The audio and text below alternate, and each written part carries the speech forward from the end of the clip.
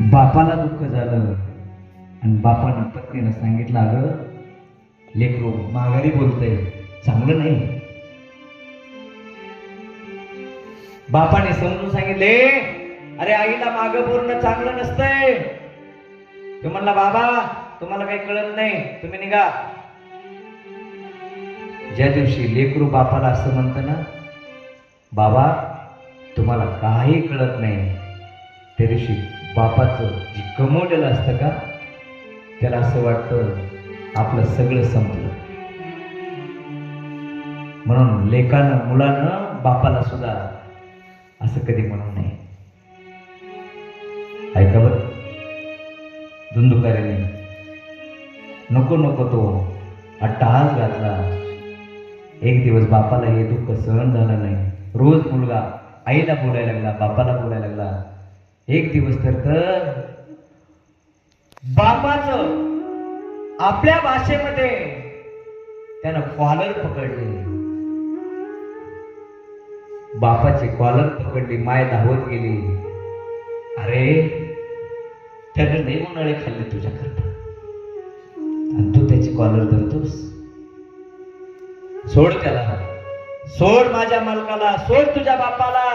बाप आहे तुझा, आई बाप आहे, पण या बापाला माझ्या अक्कल नाही. मला वापस बोलतोय. बघा सगळं उलट सूत्र फिरतो. तुला पण काही समजत नाही. आईला ढकलून दिलं, बापाला ढकलून दिलं. मुलगा नको ते कृत्य करायला लागला. बापाने हात जोडले पत्नीला. वाटलं होतं मुलगा मिळाल्याच्या नंतर समाधान मिळेल. साधूने सांगितल्याचे शब्द बापाला आठवले. बाप म्हणलं, महाराज, साधू महाराज, तुम्ही मात्र सत्य सांगत होते. बापानं रस्ता धरला जंगलाचा. पत्नीला म्हणला, अगं चल. ती म्हणली, लेकरू ये, आज ना उद्या सुधरेल. माय थांबले, बाप निघून गेला. जंगलामध्ये बापानं साधूचं स्मरण केलं. साधू भेटले, साधूला मार्ग विचारला, उद्धाराचा मार्ग. त्याच्या अगोदर छोट्या मुलानं सुद्धा मार्ग सांगितला.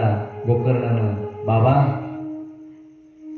तुम्हाला माझा दादा बोलतोय, दादाची बुद्धी व्यवस्थित नाहीये बाबा. आख्यान दिलं गोकर्णानं. विद्वान होता गोकर्ण, बुद्धिवान होता. कारण गोकर्ण हा साधूचा प्रसाद होता आणि हा पैसे देऊन घेतलेला मुलगा होता. दोघांमध्ये भेद होता. गोकर्णाने सांगितलं, बाबा नका राहू इथं, जा. जंगलात गेले बाबा. बाबा जंगलात गेल्याच्या नंतर साधना करू लागले. त्यानं आईला एक दिवस मारलं, घरातून हाकलून द्यायला लागला. त्या माईनं त्या लेकराचे पाय धरले आणि सांगितलं, बाबा दादा, ज्यांच्या बरोबर जायचं होतं त्यांच्या बरोबर तर मी गेले नाही. जिवंत आहे तोपर्यंत माझं सांभाळ कर. लक्ष देऊन ऐका बरं माझ्या माताकडे. ज्या दिवशी माय लेकरा पुढे पदर पसरते, त्या दिवशी लेकराची अधोगती जवळ आली असं गृहीत धरा माझ्या माताकडे. ऐकलं नाही मी मालकाचं. माझी विनंती बाबा, मला नको मार. रोज 5-5 वेश्या घरामध्ये घेऊन यायचा. तरुण झाला होता. 5-5 वेश्या घरामध्ये घेऊन येत असताना आईला हे दुःख नाही सहन झालं. आईला हे दुःख नाही बघावंसं वाटेल आईला. अरे बाळा, हे करणं चांगलं नाही. अधोगतीचं लक्ष नाही बाळा.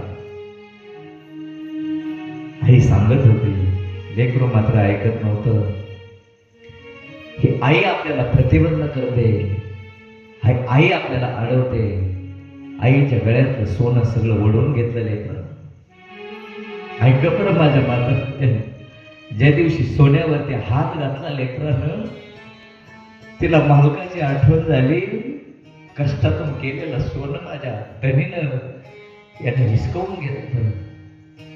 आज बऱ्याच घरातली परिस्थिती माझ्या माताकडे पेताड मुलग व्यसनी मुलं जन्माला येतात आणि माय बापाला दुःख देणारे लेकर आजही या मातीत जिवंत आहे.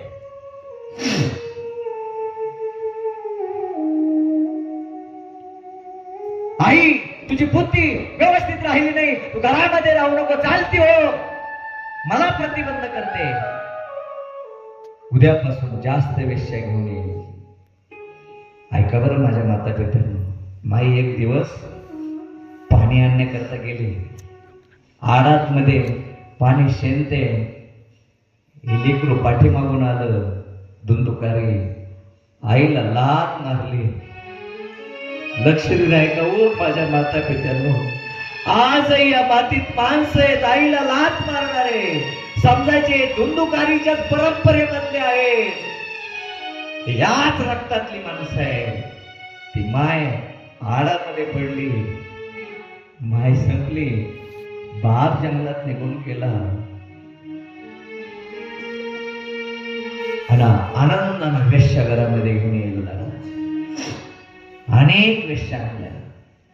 एक दिवस वेश्यानं विचार केला, यानं बापाला घरात ठेवलं नाही, आईला संपवलं, हा आपला सुद्धा भविष्यात विचार करणार नाही. सगळ्या वेश्या एकत्रित झाल्या, त्याला बांधलं खांबाला आणि कोलंता त्याच्या मुखामध्ये टाकला. सळया तापवल्या, सळया त्याच्या मुखामध्ये घातल्या. तळपून तळपून तळपून त्याला मारला. हे वेश्यानं काम केलं आणि सगळं धन घेऊन वेश्या निघून गेल्या. ऐका बरं माझ्या माता, वेश्या धन घेऊन निघून गेल्या. ज्या वेळेस बाप वनामध्ये गेला होता, त्याच वेळेस गोकर्णानं निर्णय घेतला होता, या घरामध्ये आपण राहणं चांगलं नाही. गोकर्ण मात्र तीर्थयात्रा करण्याकरता निघून गेलेला होता. हा आता घर संपलं, पिशाचीमध्ये गेला. पापी पाप करून पिशाचीमध्ये गेला. बऱ्याच दिवसानं भाऊ गावात आला. गोकर्ण भावानं घरात पाय टाकल्याबरोबर यानं आवाज द्यायला सुरुवात केली, दादा, हे दादा, चुकलं म्हणजे माझं.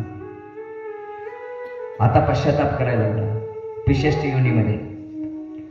दादा चुकलं, दादा माझा उद्धार कर, मला मुक्ती दे, मी आईला त्रास दिला, बापाला त्रास दिला. गोकर्ण होता तो, सरळ होता, शुद्ध मनाचा होता. त्याच्या मनामध्ये आलं पश्चातापेन शुद्धता. ज्या अर्थी पश्चाताप करतोय त्या अर्थी याला आपण मुक्त केलं पाहिजे. ऐका बरं भागवत,